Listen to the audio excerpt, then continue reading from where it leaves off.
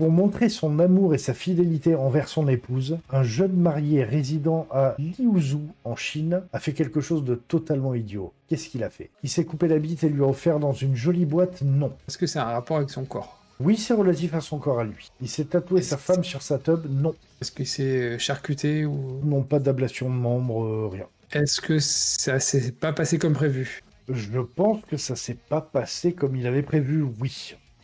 Totalement. Il a transitionné pour ressembler à sa femme? Non. Est-ce qu'il y a un rapport avec ses organes génitaux? Un gros rapport avec ses organes génitaux, oui. Okay. Il a essayé de se raccourcir la bite parce qu'elle était beaucoup trop longue pour sa femme. Non, ça pas lui faisait du tout. mal, et du coup, il a essayé de la raccourcir. Non, okay. non, absolument pas. Moi, j'ai essayé, hein, voilà, faites pas ça chez vous. Sachant qu'en plus, elle n'était pas si énorme que ça. C'est triste pour toi, quoi. Est-ce qu'il a essayé de l'allonger comme Henry essaie de le faire non. régulièrement? Non, non. Il s'est circoncis? Non. Il a fait sa déclaration en soie élastique, mais il a fixé l'élastique à sa bite? Non plus. Il s'est pas branlé pendant 2 mois? Non. Essayez de l'élargir en l'écrasant sous 2 dictionnaires. Je veux vraiment connaître ta sexualité plus en détail. Je suis pas sûr que ça soit très intéressant, très excitant, mais je veux savoir. Je veux savoir. Ça ressemblait à un castor, oui. Mais du coup, non, ça n'a rien à voir avec ça. Piercing, non.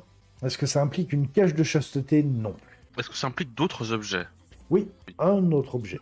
Il a offert ses couilles en porte-clés à sa femme? Non. Non, non. Il a mis sa bague de fiançailles autour de sa bite? Il a glissé sa bague de mariage autour de son pénis, exactement, oui. Oui, joli. Il a glissé sa bague de mariage autour de son pénis, puis il a tenté à plusieurs reprises de la retirer en vain.